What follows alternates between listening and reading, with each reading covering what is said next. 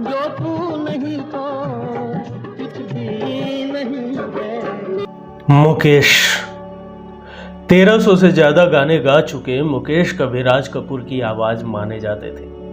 40 के दशक से अपनी गायकी का सफर शुरू करने वाले मुकेश को गायकी का ट्रेजेडी किंग भी कहा जाता था।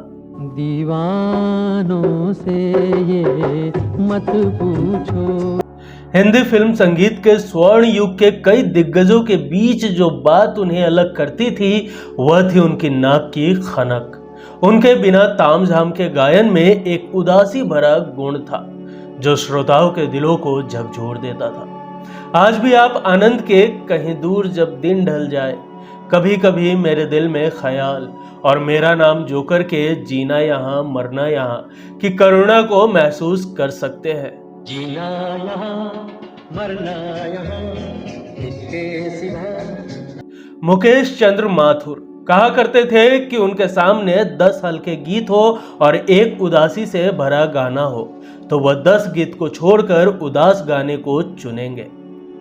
आवारा हूं, मेरा जूता है जापानी, जीना यहाँ मरना यहाँ, एक दिन बिक जाएगा माटी के मोल, कहीं दूर जब दिन ढल जाए, सजन रे झूठ मत बोलो, किसी की मुस्कुराहटों पर हो निसार, दोस्त दोस्त ना रहा, जब कोई तुम्हारा हृदय तोड़ दे, चांद सी महबूबा हो मेरी, क्या खूब दिखती हो, चंदन सा बदन चंचल चितवन और होठों पर सच्चाई रहती है, जैसे उनके सैकड़ों गीत हमेशा सिर चढ़कर बोलते हैं। यही कारण है कि मुकेश के गाए बहुत से गीत जितने पहले लोकप्रिय थे आज भी उतने ही हैं। एक दिन बिक जाएगा माटी के मोल, जग। मुकेश के गीत जितने सरल सहज और मधुर हैं उतने ही सरल और मधुर मुकेश अपनी असली जिंदगी में भी थे। नमस्कार, आप देख रहे हैं की मीडिया और दोस्तों आज हम दर्द के बादशाह कहे जाने वाले महान गायक मुकेश के उन किस्सों को जानने की कोशिश करेंगे जिसे शायद ही लोग जानते होंगे। जैसे क्या था मुकेश का वह सपना जो पूरा ना हो सका, किस गीत को गाते गाते अमेरिका में मुकेश की चली गई जान, कैसे हुई इनकी फिल्मों में एंट्री, क्या आप मानेंगे कि इस शरीफ गायक की प्रेम कहानी किसी रोमांटिक फिल्म से कहीं ज्यादा दिलचस्प है, क्या आप मानेंगे कि ये अपनी प्रेमिका की एक झलक पाने के लिए रात रात भर बारिश में भीगते हुए उनके घर के बाहर इंतजार किया करते थे, कैसे एक सब्जी वाले ने की थी मुकेश के जिंदगी की सबसे बड़ी मदद। जानेंगे और भी बहुत कुछ, लेकिन उससे पहले अगर अभी तक आपने इस चैनल को सब्सक्राइब नहीं किया है तो प्लीज सब्सक्राइब कर ले। चांद सी महबूबा हो मेरी कब। मुकेश का जन्म 22 जुलाई 1922 को दिल्ली में हुआ था। अपने पिता लाला जोरावर चंद माथुर और मां चांद रानी के 10 संतानों में मुकेश चंद माथुर 7वें नंबर पर थे। मुकेश जी का रुझान हमेशा से संगीत की तरफ था। दिल्ली के मंदिर मार्ग स्थित एमबी स्कूल, जिसे अब NP boys senior secondary school के भी नाम से जाना जाता है, उनसे उन्होंने मैट्रिक किया था। मुकेश स्कूल के विभिन्न समारोह में भी गाते रहते थे। तब मुकेश पंकज मलिक और केएल सहगल के गाने गाते थे। एक दिन उनकी बहन की शादी थी। इन बहन के ससुर के चचेरे भाई के नाते फिल्म अभिनेता मोतीलाल भी बारात में आए थे। मोतीलाल अपने दोस्त फिल्म निर्माता और अभिनेता तारा हरीश को भी साथ लाए थे। यहाँ उस समय फेरों में बहुत समय लगता था, इसलिए इस बीच बारातियों का मनोरंजन करने के लिए मुकेश को खड़ा कर दिया गया। भाई बहनों के कहने पर मुकेश ने सहगल साहब के गीत सुनाए। उनके गीत मोतीलाल को बहुत भागे, जिसके बाद उन्होंने मुकेश से कहा, मेरे साथ मुंबई चलो, मैं तुम्हारा जीवन सुधारना चाहता हूँ। फिर मोतीलाल ने मुकेश के पिता से बात की। उन्होंने कहा, आपका लड़का इतना बेहतरीन गाता है, फिर ये दिल्ली में क्यों है, इसे तो मुंबई जाना चाहिए। उनकी ये बात सुनकर मुकेश के पिता घबरा से गए। दरअसल उस वक्त मुकेश की नौकरी लग गई थी। मिडिल क्लास परिवार में ये सारी चीजें बड़ी मायने रखती है। मुकेश के भविष्य को लेकर पिता किसी तरह का कोई रिस्क नहीं लेना चाहते थे।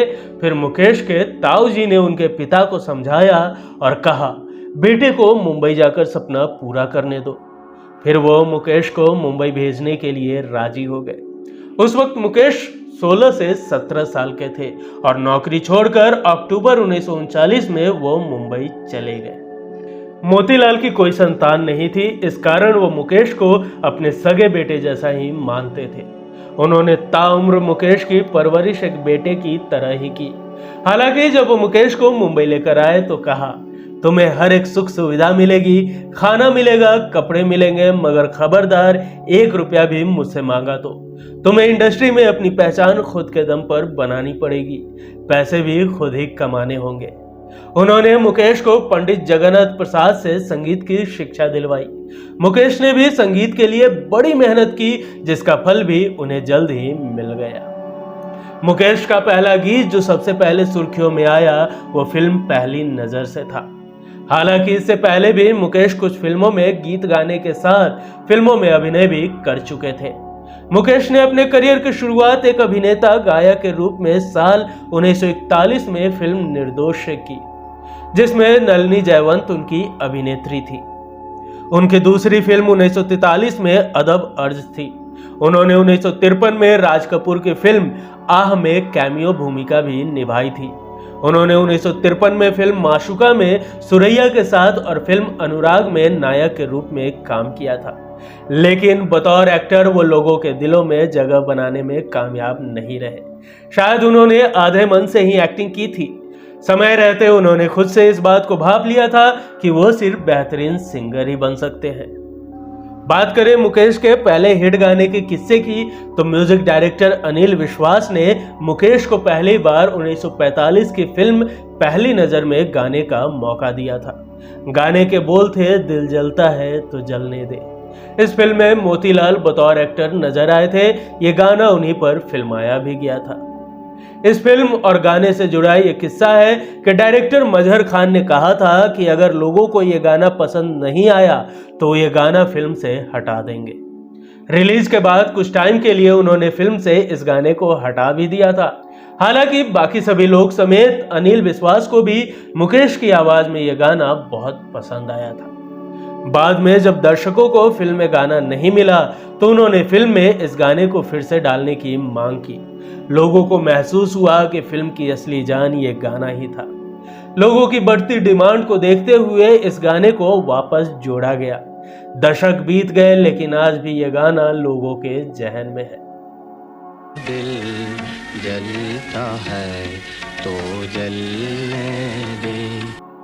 मुकेश को सर्वाधिक लोकप्रियता तब मिली जब उन्होंने राज कपूर के लिए, विशेषकर राज कपूर द्वारा निर्मित फिल्मों के लिए गाना शुरू किया। आरके स्टूडियो की 1949 में आई फिल्म बरसात में मुकेश के छोड़ गए बालम और पतली कमर है जैसे गीतों के बाद मुकेश की लोकप्रियता 7 समंदर पार तक तब पहुंची जब सन 1951 में आरके फिल्म की आवारा रिलीज हुई। आवारा में शैलेंद्र के लिखे और शंकर जयकिशन के संगीतबद्ध किए आवारा हूँ गीत को जब मुकेश ने अपने स्वर दिए तो इस गीत ने लोकप्रियता का नया इतिहास लिख दिया। रूस में तो यह गीत आज भी बेहद लोकप्रिय है। इसके बाद तो मुकेश श्री 420 से मेरा नाम जोकर और सत्यम शिवम सुंदरम तक राज कपूर की फिल्मों का लगातार हिस्सा बने रहे। मुकेश का अंतिम गीत चंचल शीतल निर्मल कोमल भी आरके की फिल्म सत्यम शिवम सुंदरम का ही है। चंचल शीतल निर्मल कोमल संग। राज कपूर और मुकेश का रिश्ता सगे भाइयों जैसा था। राज कपूर हमेशा कहते थे, मैं तो मात्र शरीर हूं, मेरी आत्मा और रूह तो मुकेश है। फिल्म आग की शूटिंग के दौरान दोनों की पहली बार मुलाकात हुई थी, जिसके बाद दोनों की दोस्ती ताउम्र रही। दोनों की आवाज भी काफी हद तक मिलती थी। राज कपूर मुकेश के सुख दुख के साथी थे।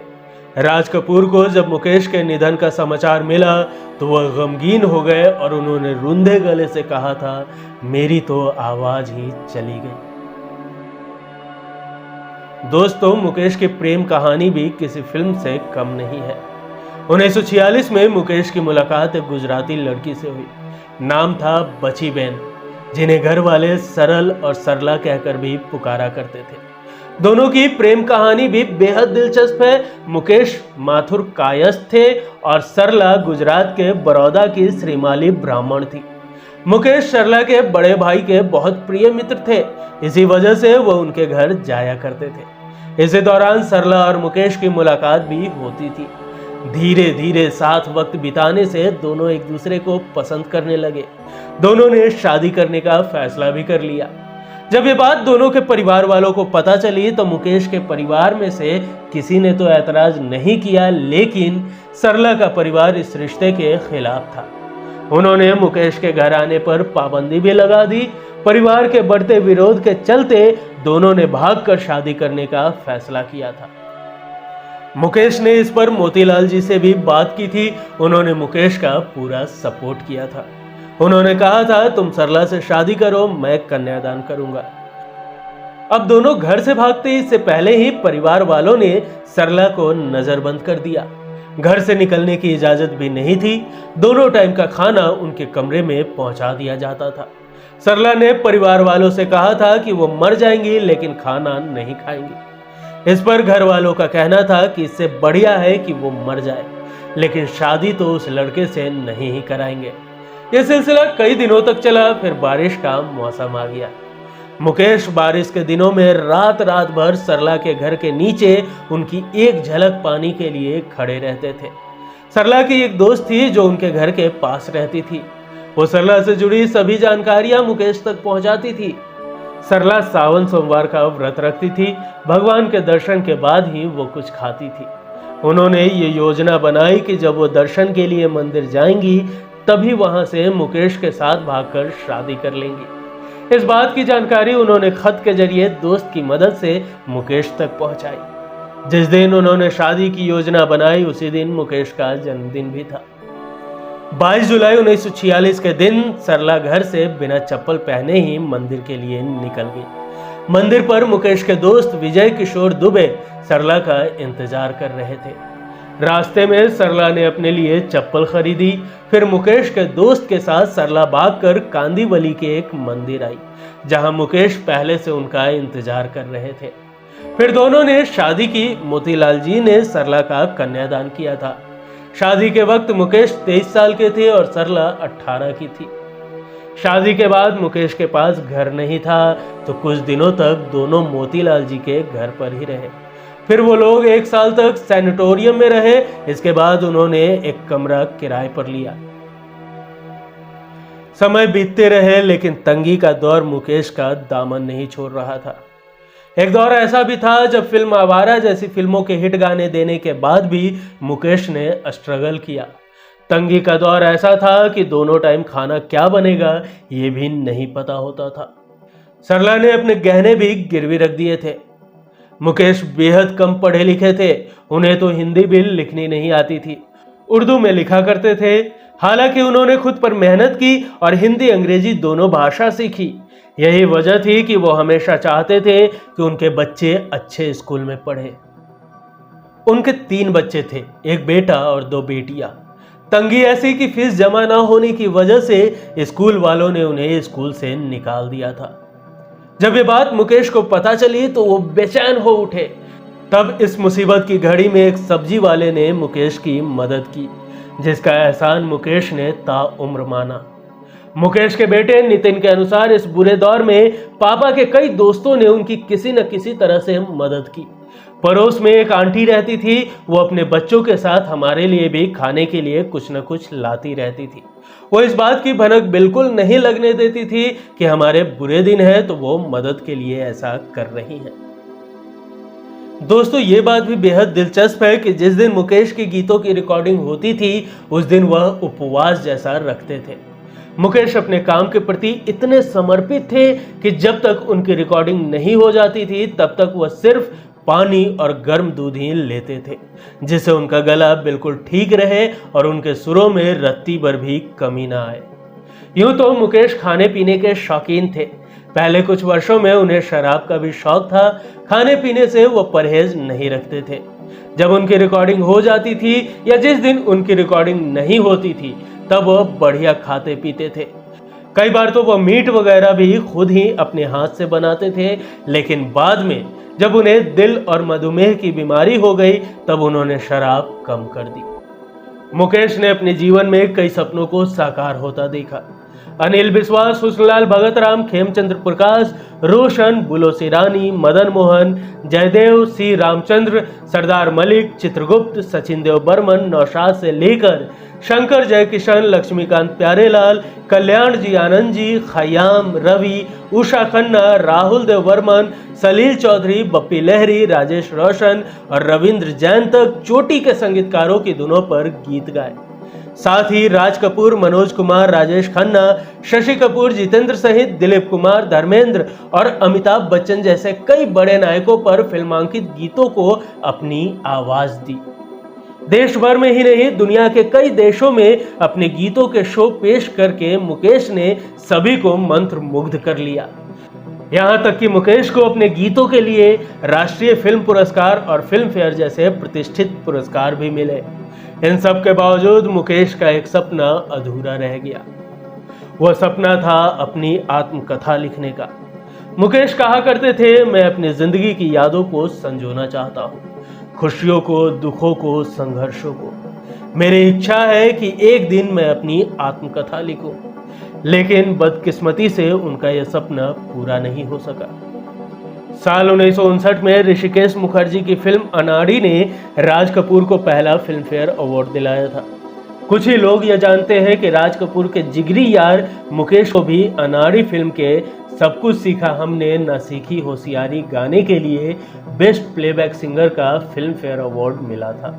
मुकेश यह अवार्ड पाने वाले पहले मेल सिंगर थे। 1974 की फिल्म रजनीगंधा के गाने कई बार यूं भी देखा है के लिए मुकेश को नेशनल अवार्ड से सम्मानित किया गया था।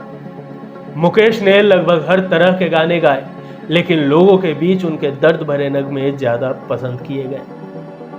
मुकेश अपने कॉन्सर्ट के लिए अक्सर विदेश जाया करते थे। उनका अंतिम गाना रिकॉर्ड जो हुआ वह जून 1976 में सत्यम शिवम सुंदरम से चंचल शीतल निर्मल कोमल था। इस गीत को रिकॉर्ड करने के तुरंत बाद वह अमेरिका के एक संगीत दौरे के लिए रवाना हो गए। कौन जानता था 1976 में लता मंगेशकर के साथ यूएस का संगीत कार्यक्रम उनका अंतिम दौरा होगा। मुकेश का निधन 27 अगस्त 1976 को अमेरिका में एक स्टेज शो के दौरान दिल का दौरा पड़ने से हुआ था। उस समय वो स्टेज पर एक दिन बिक जाएगा माटी के मोल, जग में रह जाएंगे प्यारे तेरे बोल गाना लाइव गा रहे थे। वो मात्र 53 बरस के थे। 30 अगस्त 1976 को उनका पार्थिव शरीर भारत लाया गया, जिसके बाद दक्षिण बॉम्बे के बाणगंगा श्मशान में उनका अंतिम संस्कार किया गया। उनकी मृत्यु के बाद भी उनकी प्रतिष्ठा जस की तस बनी हुई है। मुकेश साहब आज भी हमारे दिलों में अपने गानों के जरिए जिंदा है। दोस्तों, सोने से पहले आप मुकेश साहब का कौन सा गाना सुनते हैं और इनका कौन सा गाना आपके दिल के बेहद करीब है, हमें कमेंट कर जरूर बताएं। वीडियो पसंद आई हो तो एक लाइक जरूर करें। मिलेंगे अगले एपिसोड में फिर किसी दिलचस्प किस्सों के साथ। तब तक के लिए नमस्कार।